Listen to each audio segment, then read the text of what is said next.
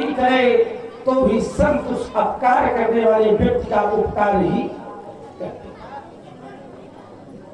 हमारे भैया प्रभु श्री राम जी बड़े ही नम्र एवं सरल स्वभाव के महात्मा जी के समीपस्थ पहुंची, हाथ जोड़कर के बोली, नाथ शंभुधन भंजन हारा होई क्यों एकदास तुम्हारा आय सुगाह कही क्यों। लेकिन हमारे भैया की विचारों से युक्त नम्रवाणी श्री भागवत परशुराम जी के समझ में नहीं आई। चलो भैया की वाणी इनके समझ में आवे अथवा ना आवे, लेकिन ईमानदारी से इस बात का हमको पूर्ण विश्वास है कि हमारी वाणी बहुत जल्दी समझेंगे। बाबा जी प्रणाम। और महाराज साहब कुशल मंगल। शंकर धनुष करवाया गया बेटे। शंकर जी का धनुष तो करवाया गया, हाँ। हमने देखा भी, लेकिन आपके जीवन में सभी प्रकार की कुशलता है नहीं? चलिए अब देखिए, मैंने कहा महाराज सब कुशल मंगल, बोले शंकर जी का धनुष करवाया गया है इसलिए जीवन से कुशल मंगल चले गए। लेकिन विचार करें, क्या धनुष के टूटने से कुशलता गई है कि कुशलता आई है? क्यों भाई? ईमानदारी से इस बात पर विचार करिए। जब तक धनुष नहीं टूटा था, जब तक धनुष नहीं टूटा था तो यहाँ के जो लोग थे वो सब दुखी थे, सब दुखी थे।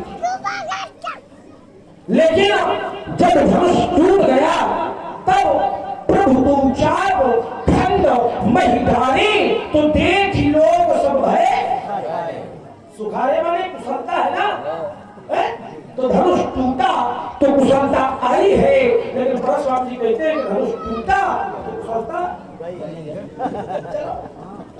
महाराज निवेदन है, सिद्धांत कहता है समाज में जब जब किसी संकट में जन्म लिया, विचार करिएगा, ध्यान दीजिएगा, उसको बढ़ाइए थोड़ी, माइक बढ़ाओ, माइक टेबल डाल दो, बेल डाल दो, आवाज पतली कर दो, हमारा माइक बढ़ रहा है बेटे चलेगा। यहाँ तो सब कुछ बढ़िया से बात पूछूं आप ही गड़बड़ वाले हो बस, बाकी सब बढ़िया है। सिद्धांत कहता है समाज में जब जब किसी समस्या ने जन्म लिया, समाज पर जब जब कोई संकट आया तो जो समाज के पथ प्रदर्शक होते हैं, जो मुनि होते हैं, संत होते हैं, ज्ञानी होते हैं, गुरुजन होते हैं, वो समाज की समस्या का सदैव समाधान करते हैं। एक बड़ा साधारण उदाहरण है, आपके जीवन में भी जब कोई समस्या आती है तो आप भी गुरु जी के पास जाते हैं और कहते हैं महाराज बड़ी समस्या है जीवन में, कुछ करिए, है ना।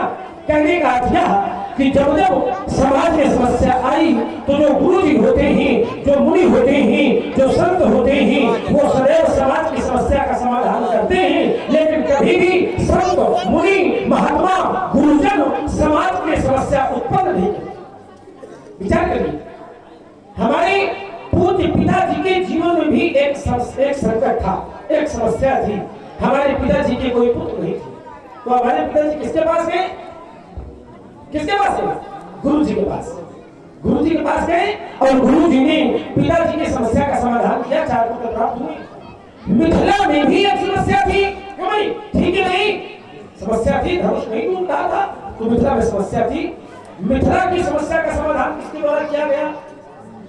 तो एक मुनि ही नहीं, महामुनि, महान ज्ञानी श्री विश्वनाथ जी के द्वारा आदेश दिया गया, धनुष का खंडन हो गया और मिथिला की समस्या का समाधान। कहने का अर्थ यह कि जो मुनि होते हैं, जो गुरुजन होते हैं, वो समाज की समस्या का समाधान करते हैं, लेकिन कभी भी समाज की समस्या बनते नहीं। तो आज परशुराम जी जैसे आत्मनिष्ठ, तपोनिष्ठ मुनि, ज्ञानी, महात्मा अगर ये कहे कि सुधर तोड़ा सहज भाव संसोई तोड़ा सोने और निहाय समाजा न मारेगी है समाजा, तो निश्चित विचार नहीं बन जाती है। इसलिए क्योंकि जो समाज के पथ प्रदर्शक हैं, जो रक्षक हैं, अगर वही रक्षक बन जाएंगे तो समाज की व्यवस्था का क्या होगा? आपका कार्य समाज की समस्या का समाधान करना है, न कि समाज में समस्या उत्पन्न करना। तो आप जैसे मुनि के द्वारा में समस्या को जन्म क्यों दिया जा रहा है? अपार क्रोध है, क्रोध का कारण धनुष का टूटना। एक बात बता दें महाराज आपको, बहुत धनही तोड़ी लड़काई आश्रित कबहू न के गोसाई मेरे बाल अवस्था में लड़काई में बहुत सी धनु यहाँ तोड़ डाली। तब आपके द्वारा ऐसा क्रोध कभी नहीं किया गया, आज बड़ा क्रोध किया जा रहा है।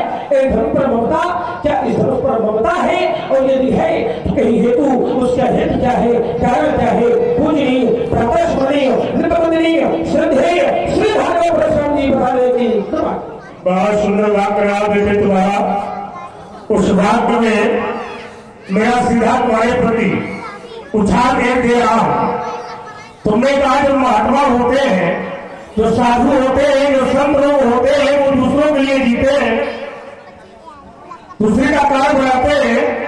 यही तो अच्छा का बात है, किसी का बिगाड़ते नहीं है, बनाते हैं, बिगाड़ते नहीं है। और ये सही है, बिगाड़ना नहीं चाहिए, बनाना चाहिए, ये सब धर्म कहता है। पर हित श्रेष्ठ धर्म नहीं भाई, पर पीड़ा दूसरे की पीड़ा को हरे, ये धर्म है। तुम्हारा भी बन जाए, हमारा भी बन जाए, तुम भी जियो, हमें भी जीने दो, तुम भी सुखी रहो, हम भी सुखी रहे। ये साधुओं का नारा है, महात्माओं का, है ना? ये धर्म कहता है कि तुम भी जियो और हमें भी जीने दो, और तुम भी सुखी रहो, हम भी सुखी रहे, तुम्हारा भी बन जाए और हमारा भी बन जाए। लेकिन मिथिला में तो ठीक उल्टा हुआ है, मिथिला में तो ठीक उल्टा हुआ है, हमारा बन जाए तो तुम्हारा सत्यानाश हो जाए। शंकर जी का प्रवाद है, वो बड़ी दुनिया में क्या बनी है,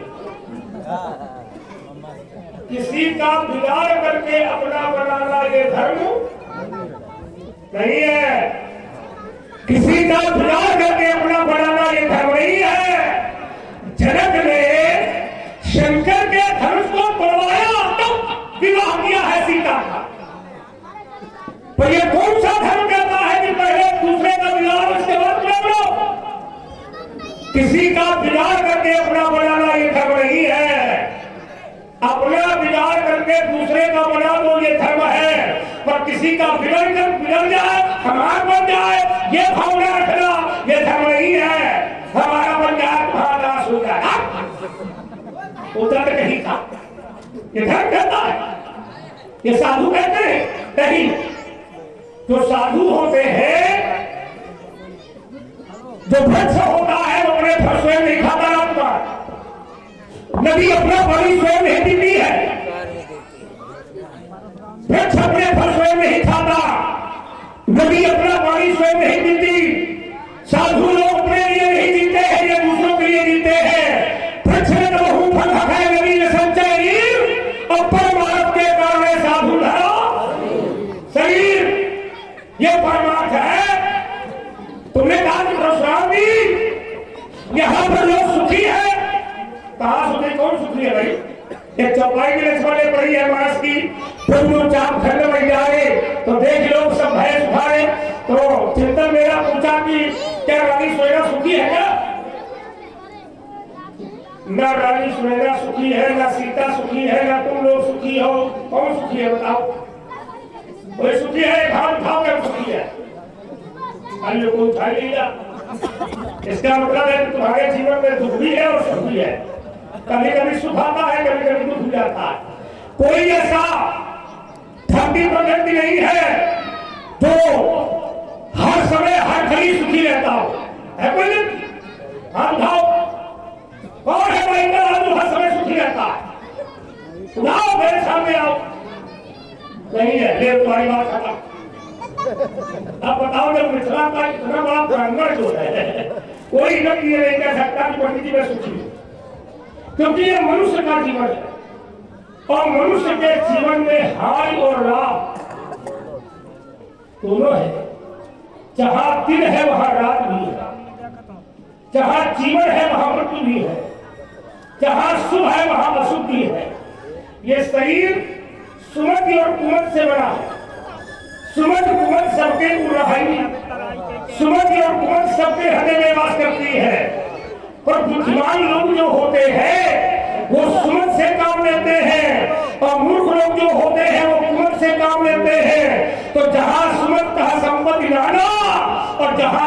तहाँ विपत्ति। विचार करो कौन जैसा है। मित्रामित्र मन प्रस्ताव सी महाकारी विद्या सबरी बात बिगाड़ी बेटे सीता दुखी है ये सीता भी दुखी है, सुनैना भी दुखी है, रानी सहित कोट मसिया और भौविधि का कर लिया है। कोई मिथिला का ऐसा राजा बताओ जो सुखी हो, कोई सुखी नहीं है। यहाँ जब धनुष टूट गया तो यहाँ के राजा कह रहे थे ले उछाल सीय कहा को और थई माधवन मबालक दो और चौक दे हकत करे सहाई तो जीतम समर सहित तो भाई है। यहाँ के राजा ललकार रहे थे, ताल ठोक रहे थे और तुम बैठे बैठे देख रहे थे है? कोई व्यक्ति सुखी नहीं है। एक छोटा सा शब्द तुम्हारा और इसको लिए लेता हूँ। तुमने कहा परशुराम जी आप धनुष तोड़ने वाले को शत्रु मान रहे हो। कोई किसी को शत्रु मानता थोड़ी ना, कोई किसी को शत्रु नहीं मानना चाहता, कोई किसी को अपना दुश्मन नहीं बनाना चाहता ना भाई। धरती पर पैदा होने वाला प्राणी ये नहीं जानता है कि कौन मेरा मित्र है कौन मेरा शत्रु है। जब वो संसार में पैदा हो जाता है, धीरे धीरे बड़ा होता है, समाज में रहता है, समाज में रह करके जैसा वो व्यवहार करता है उसी व्यवहार के अनुसार मित्र और शत्रु तैयार होते। यदि हम समाज में अच्छा व्यवहार करेंगे तो समाज में हमारे मित्र तैयार होंगे और यदि हम गलत व्यवहार करेंगे तो हमारे दुश्मन भी तैयार। हाँ कभी कभी वाला जो शब्द है उस पर मेरा ध्यान गया। कभी कभी ऐसा होता है बैर अकारण शब्द हूं तो बैर अकारण कोई कारण नहीं है। क्यों ऐसा क्यों होता है?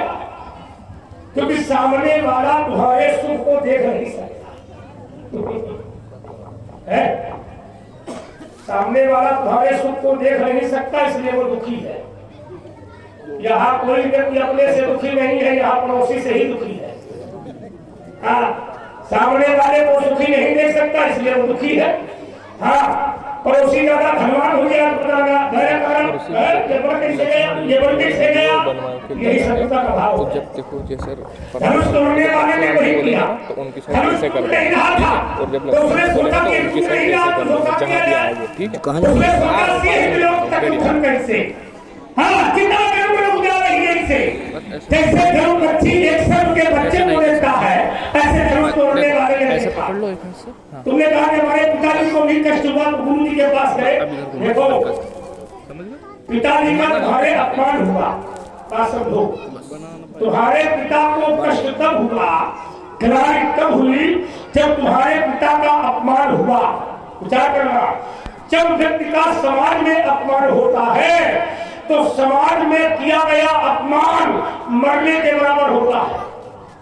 किसी का अपमान अकेले में कर दे तो नहीं मरेगा और समाज में कर दे तो मरने का प्रयास करेगा।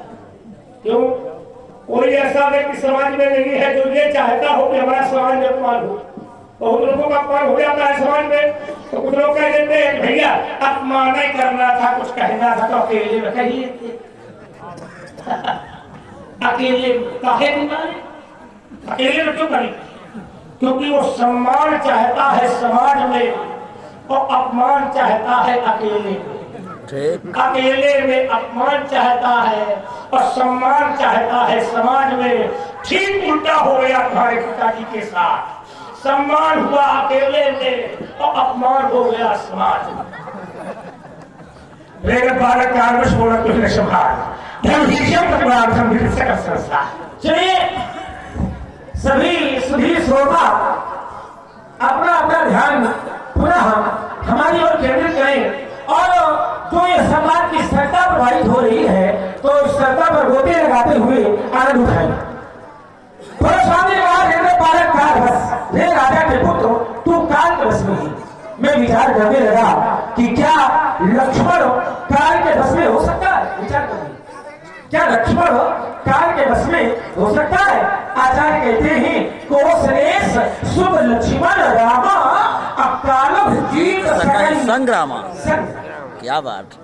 तो लक्ष्मण काल के बस में नहीं हो सकता। ठीक, लक्ष्मण स्वतंत्र भी नहीं है। अगर ये कह दिया जाए कि लक्ष्मण स्वतंत्र है तो मैं ये भी नहीं कहता कि लक्ष्मण स्वतंत्र है, लक्ष्मण बस में है, लेकिन किसके बस में है? तो आचार्यों ने पुनः कहा था तो राम नहीं नर भूपाला अब भुवनेश्वर काल के काला। लक्ष्मण राम जी के बस में है। और राम है कौन? तो राम वो है एक काल संसार को खाता है और जो उस काल को भी खाए वो महाकाल मेरे राम। जय श्री राम। ठीक, आइए अब आपने काफी बातें की, लेकिन महाराज देखो बेईमानी वाली की है ना, काम ईमानदारी वाला होना चाहिए, बेईमानी वाला नहीं। भाई हमारा एक सीधे सीधे तर्क था, सीधे सीधे कि महाराज जो मुनि होते हैं, जो मुनि होते हैं, जो गुरुजन होते हैं, वो कभी भी समाज के लिए समस्या उत्पन्न नहीं करते, समाज की समस्या का समाधान करते हैं। तो फिर परशुराम जी समाज की समस्या क्यों बन रही है? क्यों नहीं? ये तर्क था कि परशुराम जी समाज के लिए समस्या क्यों बन रही है। चलिए आपने दो बातें रखी, बोले शंकर जी का बिगाड़ के अपना बनाया गया। अच्छा ईमानदारी से आप लोग बताइए, धनुष के टूटने से शंकर जी का बिगड़ा है क्या? क्यों नहीं? धनुष टूट गया है तो धनुष के टूटने से शंकर जी का कुछ बिगड़ा है क्या? ना, शंकर जी का इससे क्या बिगड़ना है? महाराज शंकर जी का अगर बिगड़ा होता तो यहाँ आपको आने की आवश्यकता न पड़ती। एक बार शंकर जी का बिगड़ा था, क्यों नहीं? एक बार शंकर जी का बिगड़ा था और जब शंकर जी का बिगड़ा भगवान शंकर को पता चला तो समाचार तब शंकर पाए तो वीरभद्र करी को ठीक। जब बिगड़ा था तो उन्होंने भेजा था। हमको तो पहले मिला कि समाचार जब शंकर पाए तो परशुराम ने को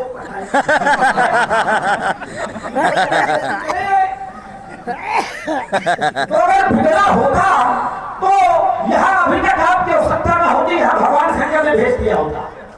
अगर भगवान शंकर का बिगड़ा होता तो जो देवता है, मुनि है, महात्मा है, ये सब जय जयकार न कर रहे होते। अगर भगवान शंकर का बिगड़ा होता, परशुराम ने कहा कि धनुष के टूटने से कोई सुखी नहीं है। समस्या ये है ना, ये लोग इसलिए नहीं बोल रहे थे क्योंकि ये लोग आपका दबाव बने हैं। फरसा दिख रहा, फरसा फरसा के डर रहे, इसलिए बोल रहे थे। लेकिन देखो हम पूरी तरह प्रमाणित किए दे रहे हैं कि मिथिला में सब सुखी है। क्यों नहीं? धनुष टूटा तो ये अच्छा हुआ कि बुरा? अच्छा। थोड़ी तेजी बोलो का दबाव बने। अच्छा हुआ, अच्छा हुआ, अच्छा हुआ। अब अच्छे कार्य से सुखी होते हैं कि दुखी होते हैं? सुखी। सुखी होते हैं। तो धनुष के टूटने से आप लोग सुखी है कि दुखी है? सुखी। सुखी है। आपने जो चौपाई पढ़ी, मन पश्चात शील महतारी विधियर सबरी काम बिगाड़ी, बात बिगाड़ी। बात बिगाड़ी। धनुष के टूटने में हो बिगाड़ी, ये अधाली धनुष के टूटने में नहीं है ना। धनुष टूट गया महाराज, बहुत अच्छा हो गया, सब प्रसन्न थे, सब प्रसन्न थे। लेकिन जब परशुराम जी का आगमन हुआ तब तो माता सुनैना कहती है कि हे प्रभु तब सब कुछ बन गया था, कहाँ से समस्या की बड़ी बड़ी बात है। पश्चातशील महतारी अब विधियर सवारी बात बिगाड़ी। बात कब बिगड़ी? तो आचार्य कहते हैं कि बात तब बिगड़ी है जब परशुराम जी का आगमन मिथिला में हो गया है, तब बात बिगड़ी। इसके पहले बात बनी थी लेकिन बात बिगड़ी है आपके आने से। तो तब तो यही था कि हमने तो जाना है कि जो गुरुजन होते हैं, मुनिजन होते हैं, तो उनके आने से बात बढ़ती है। क्यों नहीं? बात बिगड़ी हो, अब कोई मुनि आ जाए, गुरु जी आ जाए तो बड़ी बड़ाई बिगड़ी बात बन जाती है। लेकिन देखो बड़ी बड़ाई बात परशुराम जी के आने से सब क्या नाम। तो ऐसा क्यों? क्योंकि आप जैसे व्यक्तित्व के आने से समाज की व्यवस्था बननी चाहिए, लेकिन बिगड़ रही है। अच्छा, हमारे आने से समस्या बिगड़ी है तो तुमने हमारे पैर का स्कूल क्यों भाई?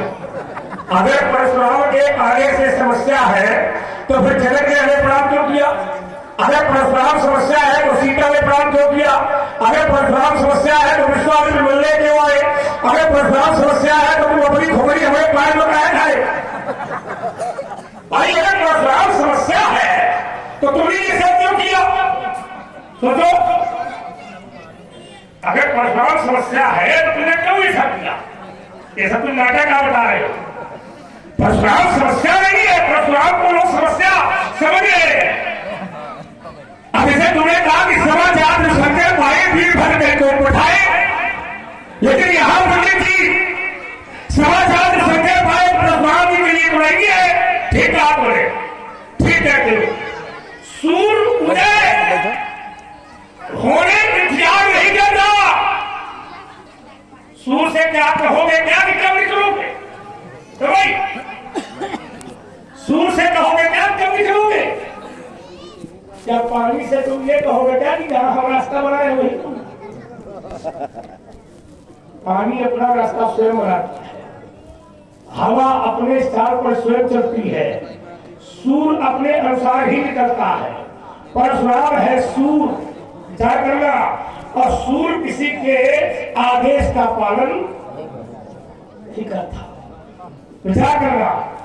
और तुम लोग जानते हो नहीं अवसर सुनिश्चित भंगा और आर्य भक्तुल कमल पतंगा।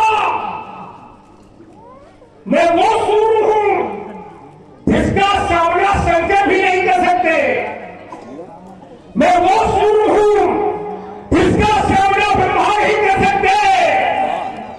मैं वो सूर्य हूं कि क्षीर सागर पर लेते हुए भगवान विष्णु भी सामना नहीं कर सकते। तब का बड़ा बड़ा सम्राट होता है बेटे, तब पर फिर दशरा बड़ी आया तिलकर कोमल कोम सवारा इंद्र कुछ पर निशाला और काल रंग हर चक्र का आला।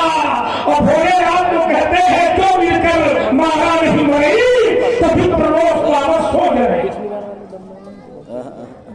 परशुराम को तुम हल्के बने हुए, तुम्हारी शोभा नहीं है।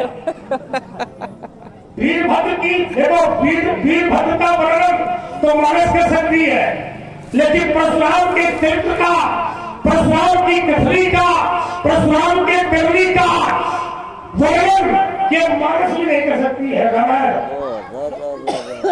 शांत भेष करनी कठिन बरन न जाए। तुम क्या करोगे? कहा के लड़का पैदा कितना बढ़िया। जैसे तुमने कहा कि पंडित जी वो काल हमारा क्या करेगा? काल हमारा क्या करेगा? हम तो महाकाल के साथ रहते हैं, महाकाल के साथ। कौन महाकाल? राम। तुमने अपनी कमजोरी बताई हमको, इसका मतलब तुम बहुत कमजोर हो। लक्ष्मण माने कुछ नहीं, तुमने लोगों को अपना इतिहास बता दिया। मैं महाकाल के साथ रहता हूँ, मैं राम के साथ रहता हूँ, तो इसका मतलब तुम कुछ नहीं हो। आगे बात सही भी है, लक्ष्मण वाले कुछ नहीं। लक्ष्मण वाले कहा इसके पास है क्या बताओ? न इसके पास बल है, न इसके पास प्रताप है, न इसके पास महिमा है, न इसके पास ऐश्वर्य है। लक्ष्मण वाले भिखारी। और क्या? राम के अनुशासन में चलने वाला व्यक्तित्व है ये। राम का अंकुश नहीं जाता, पीछे पीछे पीछे पीछे। जब से पैदा हुआ है ये, तो ये राम के पाछे पाछे घूमता है, कभी राम के आगे नहीं चल सकता। समझो, एक महतारी होती है कि बच्चे को आगे चलाती है, बात समझना। लेकिन राम ऐसी महतारी है कि जब से पैदा हुआ है तो उसको पीछे पीछे। समझो, उस महतारी में इस महतारी करता है। समझ रहा? मैं अच्छी बात है। लक्ष्मण के पास ये सत्य है कि कोई बल नहीं। थोड़ी देर पहले आप लोगों ने सुना होगा, राजा जनक ने कहा था कि अब जब को माथे भटवानी वीर भीर वही मैं जानी तजब आस रह जाऊं निठा रवि मैं नहीं मिला हूं। तो कोई कोई समाज में नहीं खड़ा हुआ और ये खड़ा हुआ और माखे लखन कुटिल कहीं तुम है बड़ी तेजी से तुम्हें टेढ़ी किया और कहीं जगत जस अनुचित वाणी अपने भैया से कह रहा था कि जो तुम्हारा अनुशासन पाऊं और कंदुक ब्रह्मांड उठाओ भैया जो तुम्हारा अनुशासन पाऊं कंदुक ब्रह्मांड उठाओ ब्रह्मांड हमारे 14 भुवन समझो किसमें धरती भी आती है और जब ये लक्ष्मण बोला ये धरती कांपने लगी। अगर समझना धरती का कंपायमान होना माने अशुभ संकेत करना। धरती का कांपना क्या होता है? अशुभ की शुभ। हाँ अशुभ और सुंदर। तो धरती लक्ष्मण ने अनुशासन माना जो तुम्हारा अनुशासन पाऊं कंदुक ब्रह्मांड उठाऊं काचे भजिम जारो थोड़ी है दोनों छत्र दंड जिम तब आप बोला भैया आदेश करो अपना बल देव अपना प्रताप देव तब ताप महिमा भगवाना जब जाकर यदि भगवान का भक्त भगवान का बल मांग लेगा भगवान का बल भगवान का प्रताप भगवान की महिमा भगवान का ऐश्वर्य यदि भगवान का भक्त सब कुछ भगवान से मांग लेगा और यदि भगवान अपना प्रताप अपना बल अपना तेज अपना ऐश्वर्य अपनी महिमा यदि तुमको दे देगा तो फिर राम को कोई पूछने वाला नहीं है। क्या करना राम राम है। चलिए बहुत सुंदर। मैं इस बात को कि राम राम है पूरी ईमानदारी से स्वीकार करता हूँ लेकिन उसकी उम्मीद भी आशा भी बहुत कम है। चलिए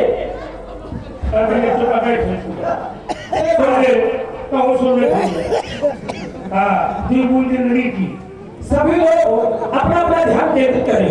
परशुराम जी कहते हैं कि लक्ष्मण माने भिखारी। ध्यान दीजिएगा परशुराम जी कहते हैं कि लक्ष्मण माने भिखारी। अब मैं कहता हूँ कि लक्ष्मण बस भिखारी नहीं है लक्ष्मण बस भिखारी नहीं है दाता एक राम अब भिखारी सारी दुनिया राम जी से दाता कौन हो सकता है। और अगर आपने राम जी के सामने हाथ फैला दिया तो संसार में किसी के सामने हाथ फैलाने की जरूरत नहीं।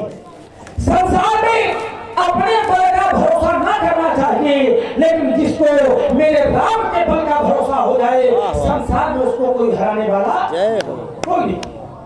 अपने बल का भरोसा ना करना चाहिए अपने बल का भरोसा कभी न करना चाहिए लेकिन अगर राम के बल का भरोसा हो जाए तो संसार में उसकी हद